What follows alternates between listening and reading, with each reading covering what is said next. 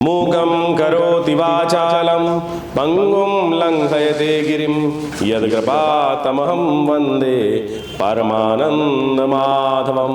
नमस्कार, स्वागत है आपका आचार्य वाणी में। मैं आचार्य डॉक्टर विक्रमादित्य आपके साथ हूँ और आज हम बात करने जा रहे हैं वृषभ राशि वालों के लिए अगस्त के अंतिम भाग में ग्रह नक्षत्रों का प्रभाव किस प्रकार से रहेगा। वृषभ राशि वालों, शुक्र प्रधान राशि वालों, आपकी राशि में बड़ा इंपॉर्टेंट परिवर्तन का योग बनने वाला है, बड़ा महत्वपूर्ण परिवर्तन का योग बनने वाला है अगस्त के अंतिम भाग में। इन दिनों बृहस्पति महाराज आपके लिए बड़े शुभ होकर बैठे हुए हैं, हर चीज़ को बैलेंस करने का योग बना रहे हैं, हर चीज़ में आपकी रक्षा करने का योग बना रहे हैं। चाहे आप वृषभ राशि वाले हैं, चाहे वृषभ लग्न वाले हैं, दोनों तरह से बृहस्पति महाराज ने कहीं ना कहीं देव कृपा आपकी राशि में उपस्थित कर रखी, ये आपको समझना चाहिए। मंगल बृहस्पति के साथ थे, उपद्रवकारी ग्रह माने जाते हैं। मंगल और बृहस्पति का योग जो होता है अशांति का योग बनाता है। अब मंगल परिवर्तन की तरफ जाएंगे आपकी राशि में चलते हुए और इसी अगस्त के अंतिम भाग में, और जहाँ जाएंगे वो चीज़ों को संचय करके दिखाएंगे। ये आपके लिए अच्छा योग है मंगल का परिवर्तन।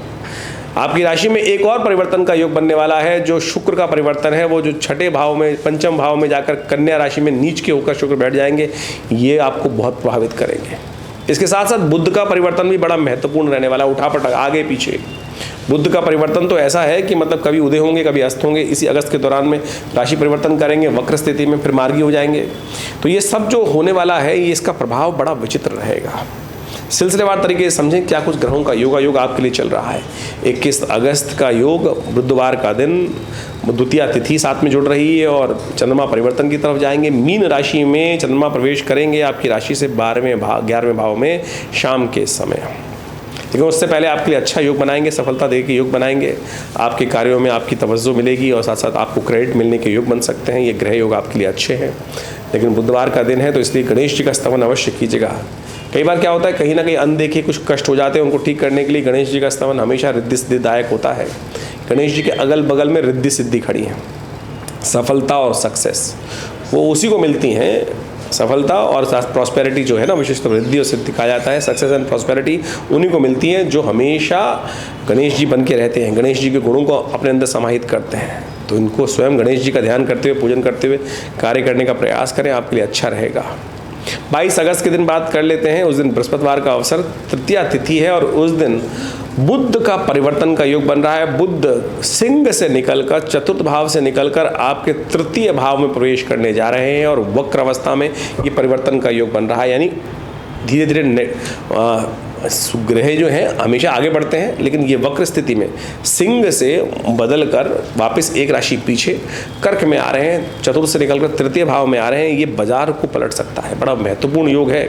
ध्यान रखिएगा, विशेष तौर पर कहीं ना कहीं ध्यान रखते हुए कार्य करने की ज़रूरत है। कहीं ना कहीं कुछ ना कुछ उठापटक का योग बन सकता है, बाजार का रुख एकदम पलट सकता है, स्थितियों में परिवर्तन करने का योग बन सकता है। अब आपके भाग्य के अनुसार से स्थितियां लाभ की स्थिति देंगी या नुकसान देंगी, लेकिन बृहस्पति आपकी कुंडली में ऐसा है जो हर मामले में कहीं ना कहीं आपकी रक्षा करने का योग बनाता रहेगा। तो निश्चित होकर चिंता ना करें, बृहस्पतिवार का अवसर है, बृहस्पति केले का पूजन करें, हल्दी का टीका लगाएं, केसर का टीका लगाएं, सब शुभ होगा आपके लिए। भद्रा है, नए कार्यों का आरंभ करने से बचना चाहिए करीब करीब 2:45 बजे तक।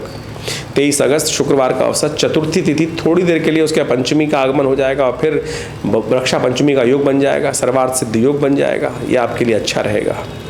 मेष में चंद्रमा का परिवर्तन का योग बनेगा जो करीब करीब शाम के समय होगा। सुबह अच्छी दिखाई देती है, शाम को कहीं ना कहीं थोड़ा सा मेंटल डिसऑर्डर, थोड़ा सा एंजाइटी डिसऑर्डर परेशान कर सकता है, थोड़ा इमोशनल डिसऑर्डर परेशान कर सकता है। तो ध्यान रखते हुए कार्य करना है। गौ पूजन करना सब प्रकार से अच्छा रहेगा, माँ दुर्गा की उपासना करना सब प्रकार से अच्छा रहेगा। 24 अगस्त की दिन बात करें, शनिवार का अवसर, पंचमी तिथि, और इस दिन पंचमी थोड़ी देर रहने के बाद षष्ठी का आगमन होगा, लेकिन अगले दिन सूर्योदय से पहले पहले षष्ठी समाप्त हो जाएगी। इसी कारण से षष्ठी क्षय हो रही है, तो ध्यान रखें। क्षय तिथि है, नए कार्यों का आरंभ करने के लिए दिन अच्छा नहीं रहेगा। ग्रह नक्षत्रों के दृष्टिकोण से चंद्रमा आपकी राशि से 12वें भाव में चल रहे हैं।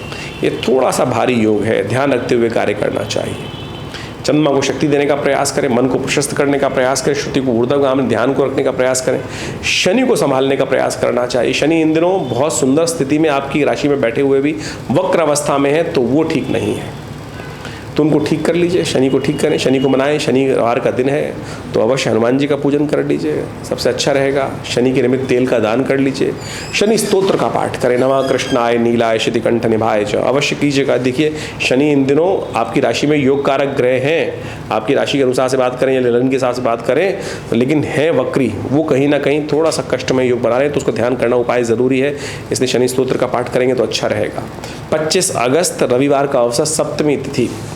सूर्य आपकी राशि के अनुसार से इस वक्त चतुर्थ भाव में चल रहे हैं और साथ साथ रविवार के दिन सप्तमी का योग बन गया है, तो सप्तमी तिथि और सूर्य का बहुत सुंदर संबंध माना जाता है।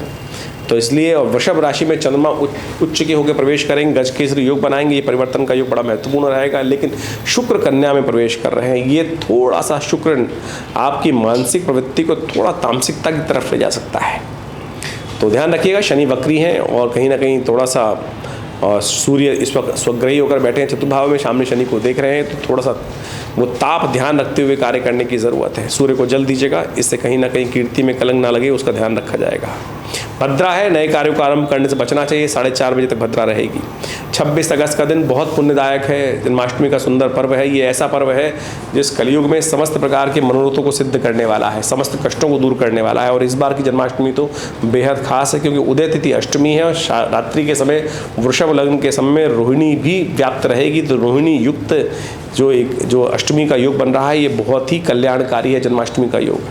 स्मार्थ वैष्णव सब इसी दिन मनाएंगे, हमेशा नहीं तो मतभेद रहता है, कोई कब मना रहा है, कोई कब मना रहा है, तो ये सब प्रकार से हर एक के लिए शुभ है। हमने देखा है कि ये ऐसा पर्व है, अनिष्ट ग्रहों का योग यदि कुंडली में बना हुआ है, और इस दिन भगवान कृष्ण का यदि दूध इत्यादि से, दही इत्यादि से, घी इत्यादि से, पंचामृत इत्यादि से भगवान का सुंदर अभिषेक, पुरुषूत का पाठ करते हुए, ओम नमो भगवते वासुदेवाय का पाठ करते हुए कर लिया जाए, तो पूरा वर्ष कल्याणमय जाता है। अनिष्ट ग्रहों का प्रभाव एक तरफ। ऐसे ऐसी कुंडलियाँ देखी हम लोगों ने जिनमें ऐसा योग था कि बिल्कुल सांस लेना मुश्किल है, लेकिन सब चल रहा है बढ़िया।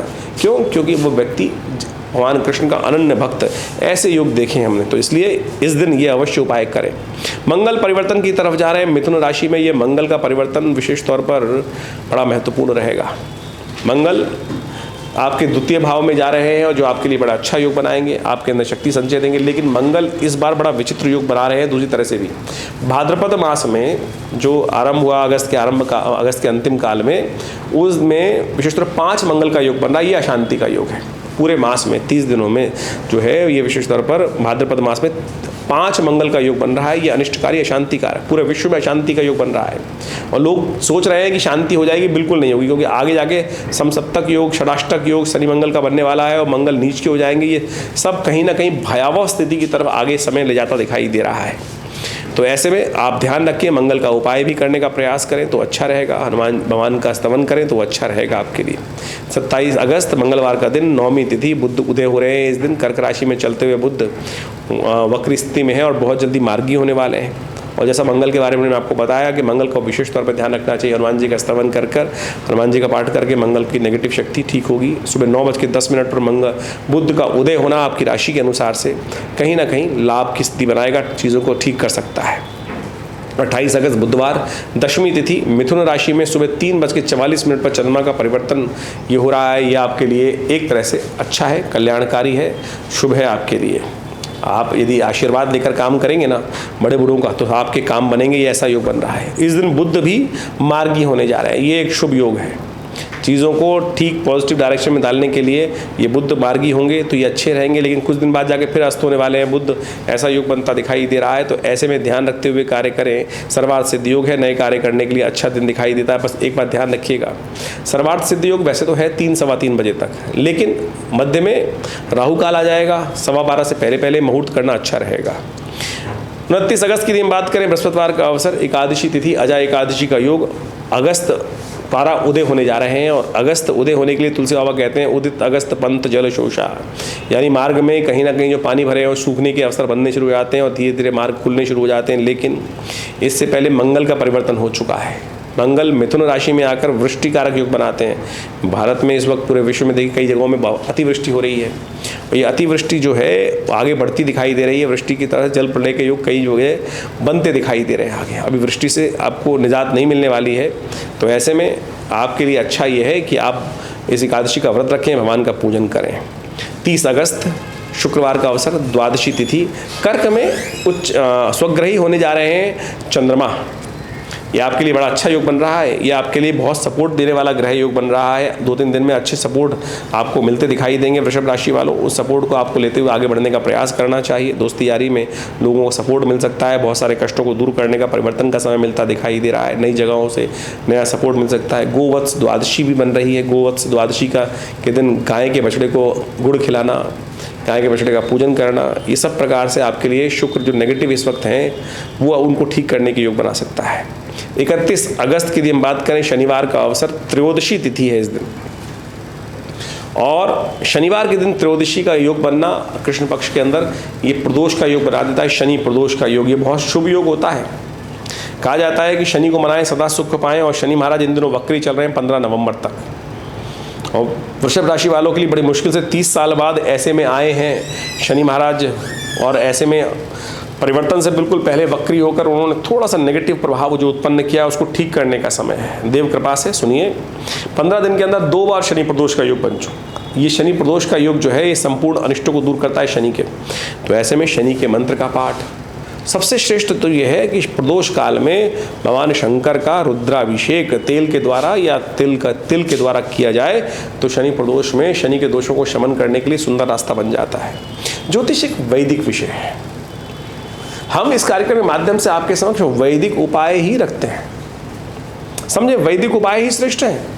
ज्योतिष के अंदर पंचांग है जो पौराणिक मत से चलता है, उसके अंदर तिथि वार योग उपाय और साथ साथ जो मुहूर्त इत्यादि का निर्माण करके त्यौहार बनते हैं उनका वर्णन कहाँ मिलेगा? पुराण में मिलेगा।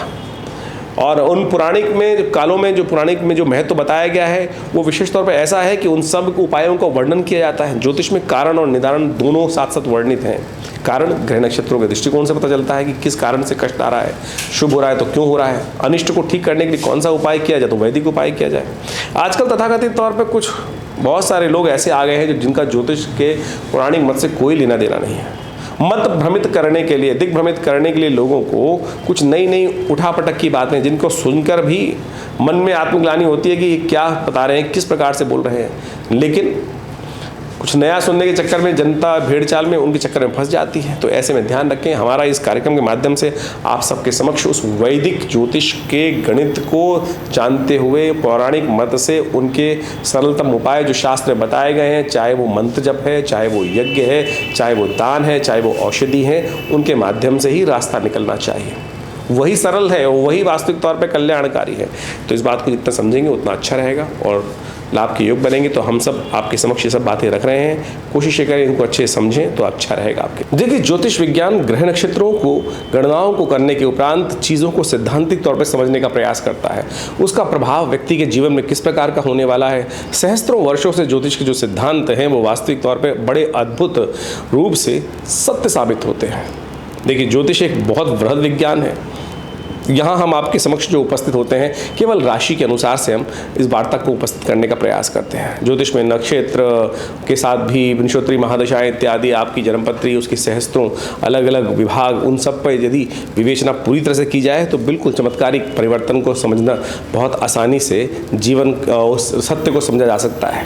तो यहाँ ज्योतिष में राशि विज्ञान के माध्यम से भी बहुत कुछ गोचर के दृष्टिकोण से बहुत कुछ समझ में आने के रास्ते बनते हैं। तो बहुत सारे लोग जो तथाकथित तौर पर इस बात को आक्षेपित करने का प्रयास करते हैं कि राशि के अनुसार से पूरे विश्व को विभाजित करना ठीक नहीं है। ऐसा नहीं है। राशि के अनुसार से गोचर को समझना बड़ा एक सीधा साधा सिद्धांत है और गोचर के प्रेडिक्शंस ज्योतिष में जब भी किए जाते हैं राशि के अनुसार से ही किए जाते हैं। हाँ, इसमें एक विवाद ये हो जाता है कि आपकी जन्मपत्री में कौन सा भाव सही ज़्यादा है, राशि वाला या लग्न वाला।